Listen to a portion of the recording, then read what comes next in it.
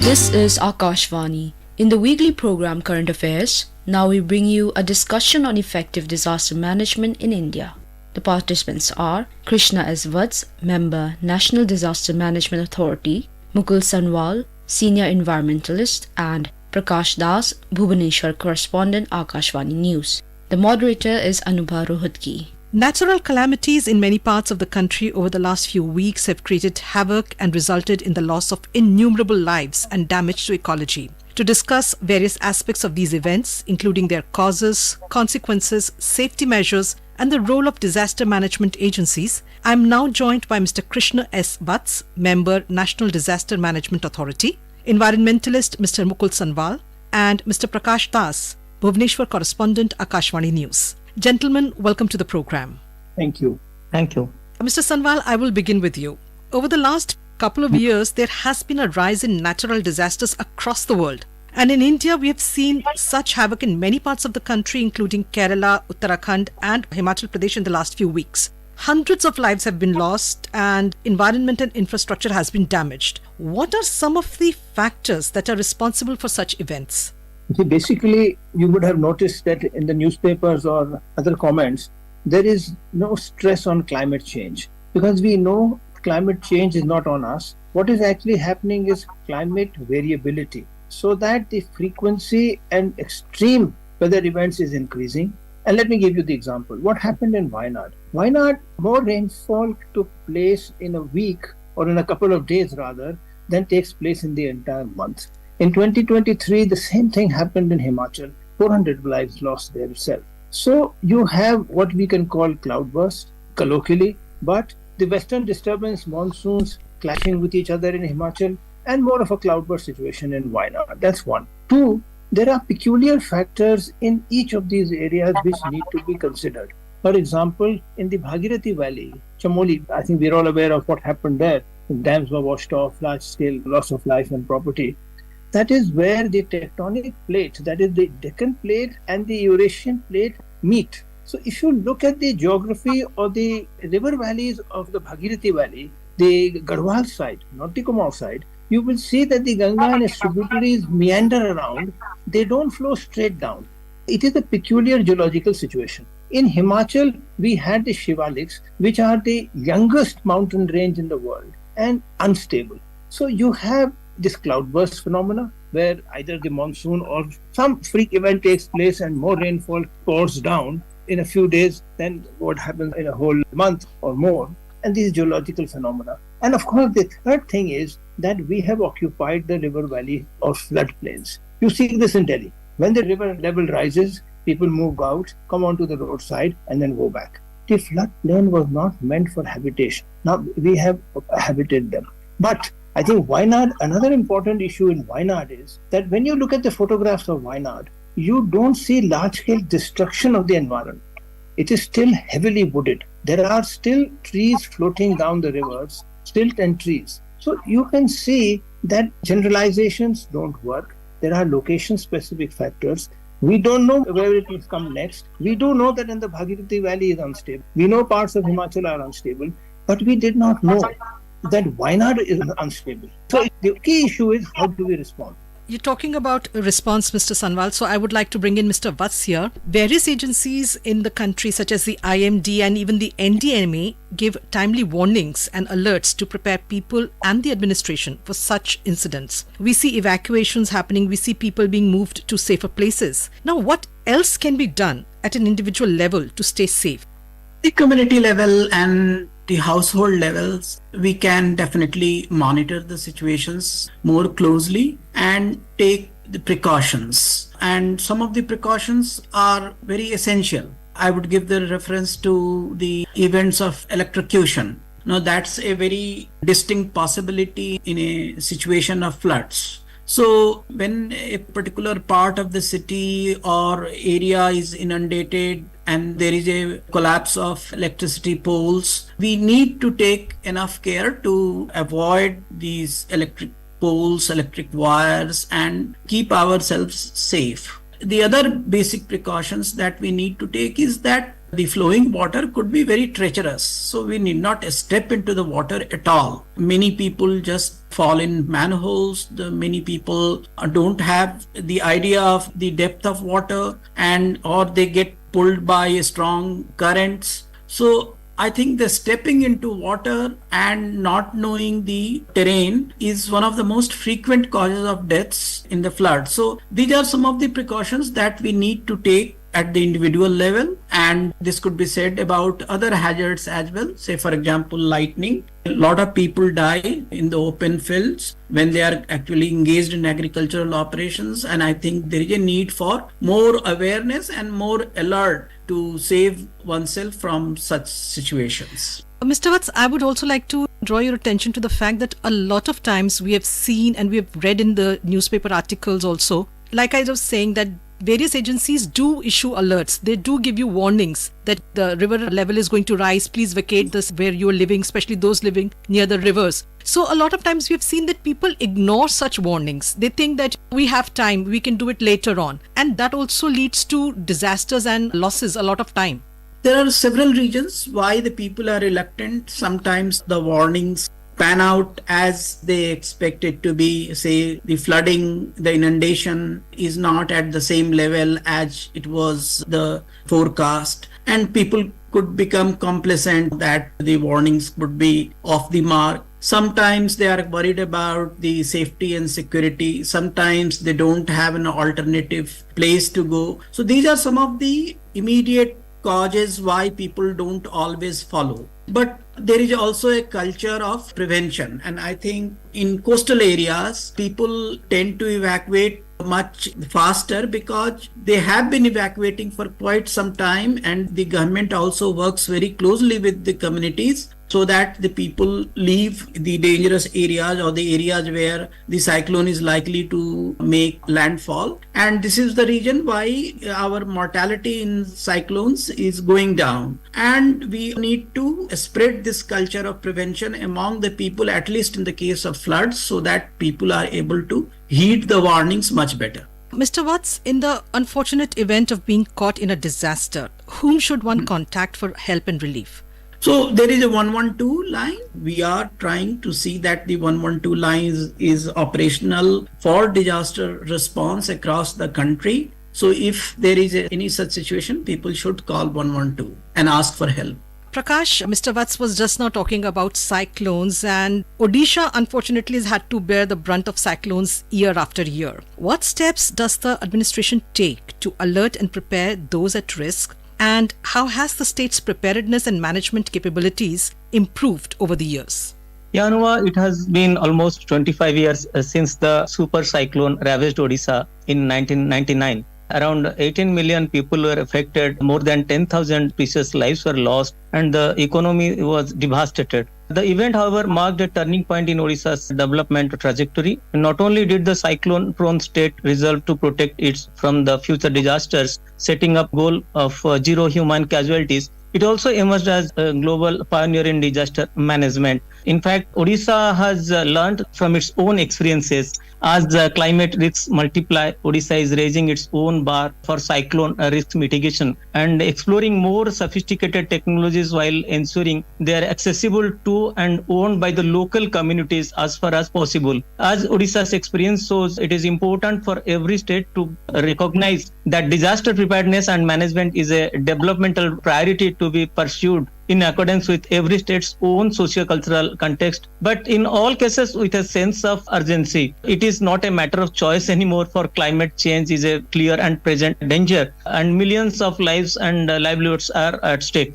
Today, Odisha is more resilient. Odisha's years of planning and preparedness paid off as fatalities from powerful cyclones never crossed double digits. When Cyclone Phylline struck the coastal in 2013, Odisha carried out one of the most successful disaster management efforts in the world, evacuating close to 1 million people ahead of the strongest cyclone to hit the country since the super cyclone in 1999. In 2019, when another powerful cyclone, Fani, struck, the Odisha government showed a high degree of preparedness and effectively evacuated about 1.2 million people based on these predictions. And now in 1999, in the wake of super cyclone, Odisha became the first state in India to establish a disaster management authority. Importantly, the state departed from the conventional approach to disaster management by placing local communities at the heart of the efforts. As such, people at the grassroots, Gram Panchayat, women self-help groups, and a 1 lakh plus cadre of volunteers were trained to reduce disaster risk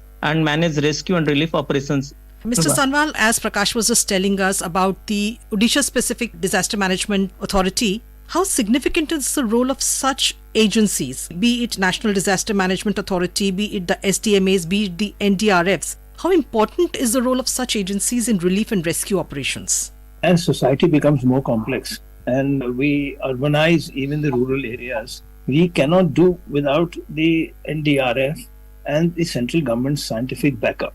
Because you see, the meteorological predictions are part of the central government's remit. They are improving constantly. The link has to be established between those predictions and the ground level. The district collectors or the state governments can focus on community involvement, volunteers, and the kind of response Prakash ji was just telling us about. But we must keep one thing in mind. The level of the Jamuna in Delhi rises almost every year.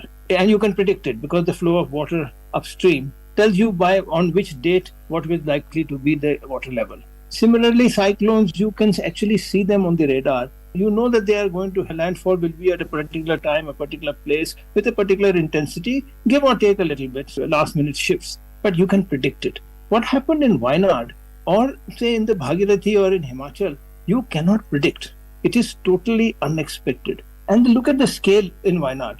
10,000 people are still in camps 10 days later. So the question is that we have to learn from the experience of Odisha particularly, because yes, they have perfected it in a way. They are up to international standards where there is loss of property, you cannot help it, but there is almost no loss of life. That is basically a very high level of international standard one can talk about. Now we have to see the positive part that has worked there and bring it on to the other areas so that even in an unexpected event like in Wayanad, there is some kind of response availability. The disaster management plans provide for more community involvement. The most important issue there is infrastructure, departmental coordination, not the community involvement. And once we take that element from Odisha, and one can see elements of volunteers in Wayanad. I read in the newspapers that the district collector has asked ham radio people for communication. Now, that is an example of going to the community which has this particular resource. So maybe things of that kind we need to list out and say how we can spread these around in the more vulnerable areas. We cannot predict what will happen, but at least we can establish some kind of infrastructure of this kind. I just wanted to say like how Odisha has managed that. Odisha State Disaster Management Authority has built over 800 multi-purpose cyclone shelters together with evacuation of roads along with the state's entire coastline. Embankments are also being built to protect seaside villages from the ingress of the sea, and several vulnerable families have been helped to shift from straw huts to new multi-hazard disaster resilient houses. Most importantly, Odisha is the first Indian state to have created an early warning system for disseminating critical disaster-related information to the very last mile. Nearly 1,200 villages in all the coastal districts of the state now receive cyclone or tsunami warnings through sirens and mass messaging, and also through All India Radio. This early warning system with watchtowers in over 120 coastal locations forms the bedrock of Odisha's disaster preparedness and response. Mr. Vats, as Prakash just now told us, the steps that the administration has taken, that the government has taken. So at the central level as well, we have act called the Disaster Management Act of 2005. Now, earlier this month, the government has brought in an amendment to this particular bill. And among other things, it aims to create a centralized database and empower expert bodies to better anticipate and respond to such disasters. What I want to ask you, Mr. Vats, is specifically because one of the proposed changes in the new bill is empowering the NDMA and the SDMAs to prepare disaster management plans, something which was being earlier handled by the executive committees at the national and the state levels. How significant is this particular provision which the new act is seeking? The 2005 Act the responsibility for preparation of the national and state level disaster management plans were assigned to the National Executive Committee and the State Executive Committee. Practically, these are the committees. These are not the permanent bodies, and it was very difficult for them to prepare the plans. And that is why the decision has been taken that instead of these executive committees, we should have these plans prepared through the NDMA and SDMA, which are a specialist body. So the decision has been taken based on the experience of the processes that are involved in the preparation of the plan. Mr. Sanwal, would you like to add something to this about the significance? How significant, how important is this step to bring in NDMA and SDMAs for planning? I think the important issue here is, as Mr. Vats has just said, that you give a more important role to science. Executive committees basically mean departmental heads and others who are sitting together and preparing within the traditional sense. As the scientific input increases, now why not it is all science? In Odisha, we have sorted out the science because it is frequent and we are keeping watch on the science. In Himachal, again, it is still science input is required. I think one issue is that in a larger body of this kind, the scientist has a greater role, which I think is very, very valid. The second issue, I think, is that it adds more authority to whatever comes out so that others tend to accept it. It has more been deliberated more intensely, and it has certain authority under the Act, which provides for enforcement of these plans. Prakash, I want to ask you, because we are discussing, the provisions of this very important act. And like I was just saying that now NDMA and SDMAs have been brought in to prepare disaster management plans, which were earlier being prepared by executive committee. And from what you've been telling us about Odisha, do you think that bringing in specially SDMAs, state level disaster management agency, it's a much better thing because local administration knows the issues well. And, they're much more familiar with how things happen and they can make specific plans. Certainly, there is a need to work together, both the national level and also at the state level, because in the last 2 decades of persistence in building both resilient infrastructure and resilient communities have stood the state in good state. There is, however, more to be done. Disaster risk management is a dynamic process, requiring us to be ever alert to new needs and challenges, because every disaster is different. There are no textbook solutions, as you know. Yet, as a coastal state, Odisha, we know that in the coming years, Odisha will have to brace for more frequent and intense cyclones, heat waves, droughts, extreme rainfall events, cloud bursts, floods, flash floods, and lightning storms, tsunami, and sea level rise. So there is also an urgent need to protect Odisha's 482 kilometer long coastline from the sea erosion. So I believe that both at the national level and state level they should work together, and if there is an uniformity, then that will help. Mr. Vats, let's take another provision of this particular act, which is that it gives NDMA the mandate to regularly assess the wide spectrum of disaster risks facing the nation, including those that can arise from extreme climate events and other factors, even if such disasters have not happened yet. Now, the way weather patterns are being affected by climate change and in consequence leading to devastating disasters, this provision becomes very crucial to prepare for the future.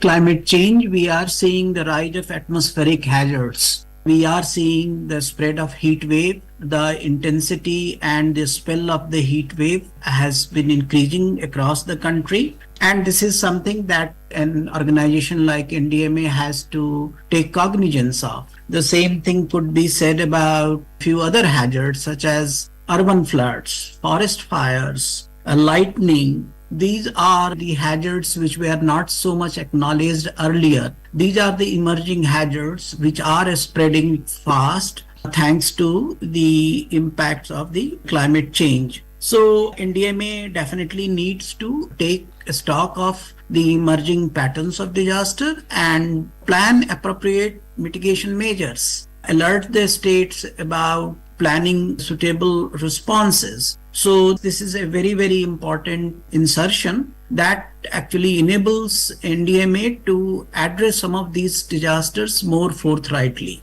I would also like to speak about a few other things that have been introduced through the Act.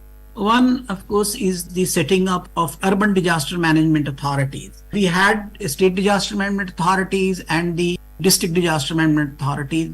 And as the cities are growing, the district disaster management authorities could not address particular needs of the cities, which arose out of the complexity of the governance, the interconnectedness of various kinds of risks and vulnerabilities, and overlapping jurisdictions. So, with a view to resolve some of the issues and vest more powers in the municipal governments, the government has decided to bring an amendment and set up the Urban Disaster Management Authority at the city level. So that's a very, very important amendment. The other important amendment is that all the states have been asked to set up a state disaster response force. As mentioned by my fellow panelists, the response needs to be more precise, more local, and more hazard specific, and it's very, very important that we have local level responders. So to augment the strength of the local level responders, it has been decided to set up the state disaster response force so that we can organize response more proactively and more promptly. So these are two very, very important amendments. In addition, the functions of the SDMA, NDMA and DDMAs, they have been rationalized based on the experience of the last 20 years. And also there have been certain provisions introduced to improve the compliance of some of the instructions and directives which are interstate in nature, so that there is no confusion and the compliance is more smooth. Mr. Thank Sanwal, you. environmental Yes. experts and activists have been pointing out that activities such as mining, deforestation, and indiscriminate construction without consideration for damage to the ecology are some of the major reasons for the rise in these calamities. Now, what needs to be done at the policy making level to ensure that economic progress does not come at the cost of the environment when we talk about especially long-term planning? The issue has comes up every time. For some reason, it has not come at Wayanad because I don't think the problem was noticeable there except for the river valleys, and that were inundated by the silts that came down, the steep slope, the trees you can see on the photographs. The issue of environment versus development, I think, is location specific in some senses. It comes up in the Char Dham area, Joshimath, regularly, and it will continue to come because Joshimath itself is an unstable location. And if you look at the old historical records, Joshimath itself had a stream running through it. There were gharats, there were water mills, which meant it was inherently unstable. So we have a problem there. Similarly, we know that there are certain locations in the entire Himalayan belt where you have landslides every year because of geological issue. Water seeps down, the shale or clay soil slides down. Now, the other day I came across a news item which I think is very, very important. Mr. Gadkari saying that I will go for viaducts. Now, viaduct is what China has been doing for a very long time. That is, you don't cut the hillside. If there is a rock foundation, you take the road outside the mountain areas, just as you have done for the Chenab railway bridge. You have constructed a bridge in a location which was not a traditional bridge because it was a strong base. You take it on pillars or columns and you don't disturb the hillside. I think that is the kind of approach which should have been there earlier, and it is very interesting that the minister has to point this out and not a scientific body, because the Himalayas we know are moving. In that particular area, we know they are moving and we have technical solutions for that.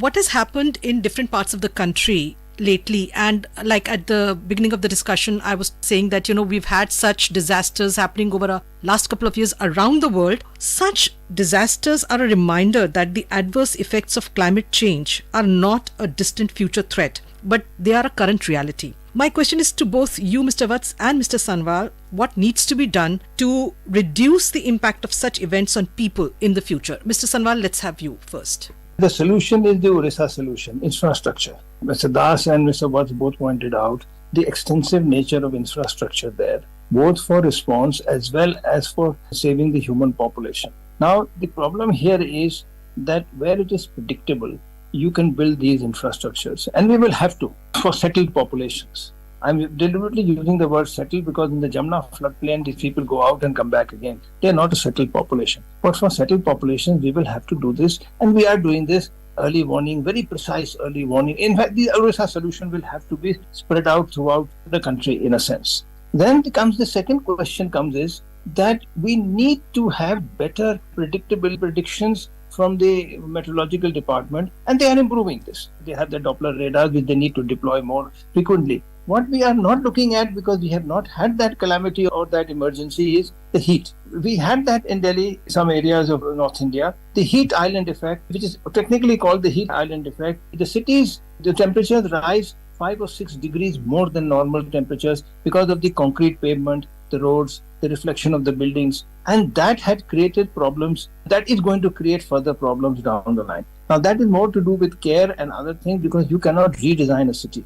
You need to again warn people to dehydrate themselves, etc. So I think while we are moving quite fast on the waterfront, the extreme rainfall events, the temperature events we are not looking at, we need to look at those also, particularly in cities. And that is why the city level plans are very important, because A, the water comes from somewhere else. They need to be aware of it. You had this problem in Delhi and interstate, which the amendment has provided for, but also the heat effect, how to sensitize people. Traditionally, we have had this. Mr. Vats, what will you say? Because like I was saying, that climate change is not something that's going to affect us in near future or even distant future. It's happening now. So with that in mind, what can be done to reduce impact of these disasters on people in future? It has to be a multi-pronged effort. One, that we have the climate extremes, and to deal with those extreme events, we need to improve our early warning further, and we need to provide more precise early warning and early warning for various kinds of disasters, even remoter locations. We need to improve response, and we need to be able to respond at the local level. And further, we need to be investing consistently in disaster mitigation, preparedness as well as mitigation, so that we need to strengthen the whole disaster management cycle is undoubtedly the most important imperative. But at the other level, we also need to improve our adaptation. That we need to improve our urban planning, we need to have more vegetation, we need to invest more in water conservation, we need to invest more in reviving and improving our water bodies and wetlands, and we also need to be more energy efficient.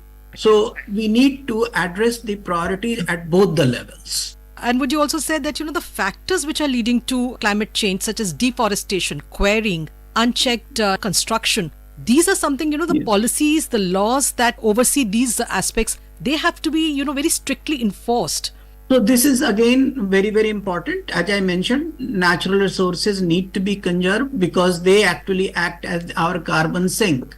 But at the same time, reducing the greenhouse gases is equally important. That we need to reduce the pollution, we need to reduce the emission of gases, and we need to bring down the temperature through various measures. So when, for example, when we are building a house, we need to provide for more thermal comfort. So these are some of the important steps that need to be taken across the sectors. Say, for example, if we are engaged in agriculture, we need to promote agriculture that is less water intensive. So conserving water resources, improving our lifestyle in terms of energy efficiency, caring more for conservation of natural resources, these are some of the most important measures that we need to undertake for dealing with climate change impacts on a long-term basis. Mr. Mukul Sanwal, Mr. Krishna S. Yes. Vats and Prakash Das, thank you so much for joining us in this discussion.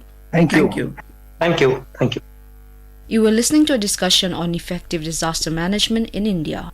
The participants were Krishna S. Vats, Member, National Disaster Management Authority, Mukul Sanwal, Senior Environmentalist, and Prakash Das, Bhubaneswar Correspondent, Akashvani News. The moderator was Anubha Rothki. This program was produced and presented by the News Services Division of Akashvani. You can listen to it on our mobile app, News on AIR. This program is also available on our YouTube channel, News on AIR Official. You may share your feedback about this program through email at airnsttalks@gmail.com or WhatsApp on 9289094044.